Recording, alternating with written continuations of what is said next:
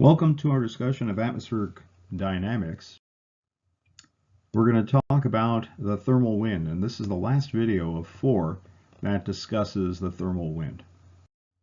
Now, we've been looking at the thermal wind as if the direction of the wind does not change. We've been looking at mostly the magnitude in the previous videos. We were looking at winds in the same direction, but just stronger with height. Well, you know, that really does happen in the atmosphere, but also you can have a change in wind direction with height. And when that happens, we have temperature advection. And the thermal wind will help us identify the type of temperature advection just simply based on the direction of the winds. So the thermal wind, if you have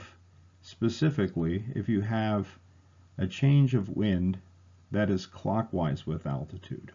So here we're looking at 2 different pressure levels. We're looking at 850 millibars. The winds are kind of out of the south. Up at 500, the winds are out of the northwest. So if that's the case, the winds are going from 180 to 210 to 240 to 270, eventually to 330. So in other words, they're turning clockwise. In meteorology, we call this veering winds. So we got winds that are turning clockwise or veering with height. So if we look at the weather maps for each individual altitude or pressure level, 850 millibars is on the left, winds are out of the southwest.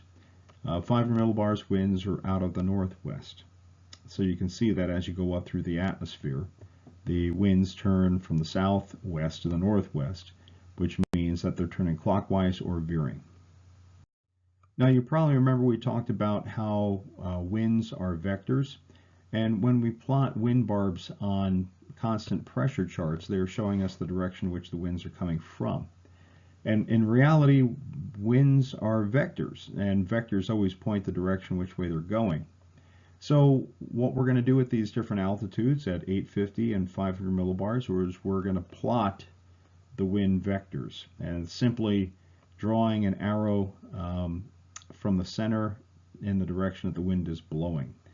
Notice that the winds at 500 millibars are a little bit stronger, so the vector is a little bit bigger. So what I'm going to do now is I'm going to take a hodograph and plot these wind vectors. So I've got the winds at the lower layers in the atmosphere moving from the southwest to the northeast. The winds in the upper layers of the atmosphere are moving from the northwest to the southeast.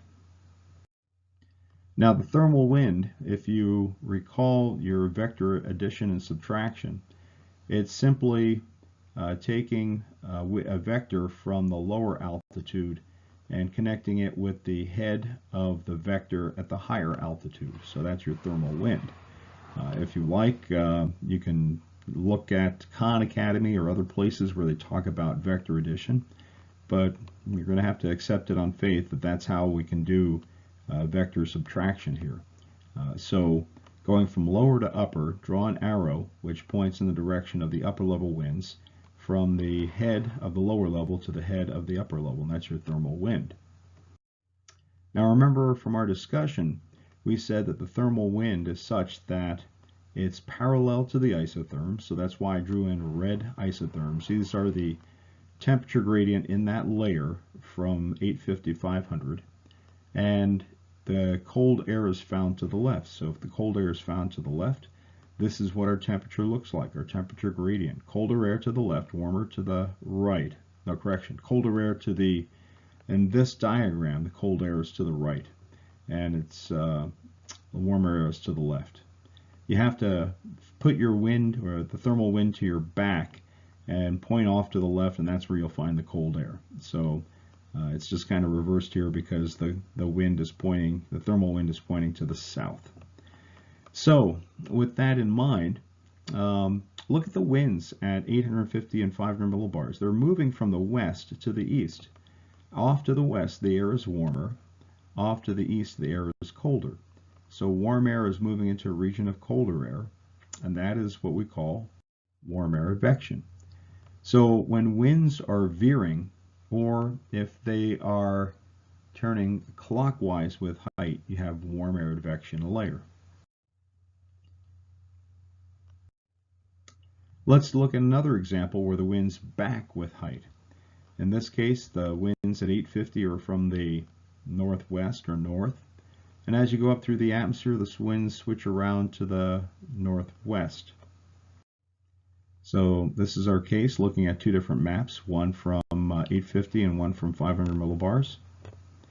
Draw the wind vectors by carrying or pointing the vectors through the origin and in the direction that the wind is blowing. Remember that at 500 millibars the wind is stronger, that's why the arrow is a little bit longer. Now the thermal wind is simply drawing a vector from the lower level winds to the upper level winds. So that's what your thermal wind looks like. Now we're going to draw the isotherms in this layer.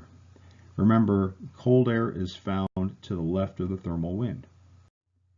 So there are your isotherms, and there's the cold air off to the left and the warm air to the right.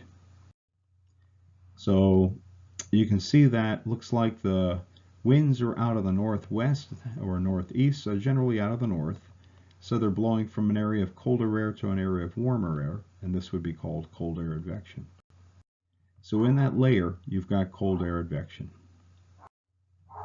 So the rule of thumb is that if you have veering winds, VW, W means you have warm air advection.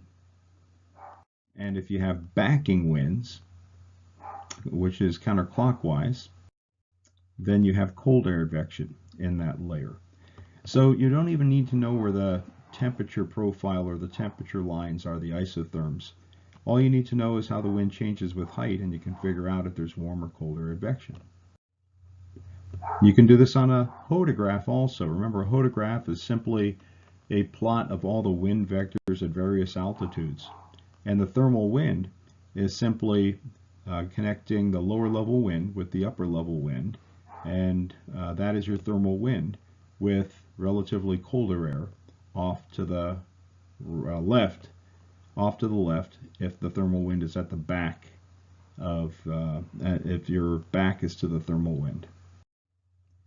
So you can figure out the thermal wind in each layer, remembering that cold air is off to the left, and then figure out the temperature advection in each layer. And remember that the temperature advection in different layers will determine the stability of the atmosphere.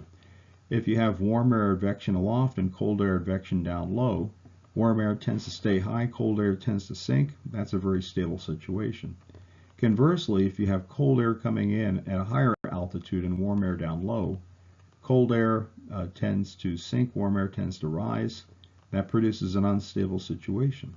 So this will help us figure out if there is, in fact, cold air advection aloft.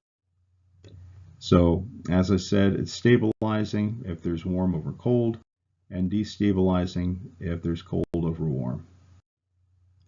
Also, frontogenesis enhances temperature gradients. So when the temperature gradient gets stronger in a layer, that means that the height gradient steepens and you get a stronger wind aloft. So frontogenesis, the deformation that produces frontogenesis, is very important in enhancing the temperature gradient or producing a front. And it causes the winds at a higher altitude to strengthen as the front intensifies, and causes jet streaks in the region of fronts. So that's the end of thermal wind. I hope you enjoyed it.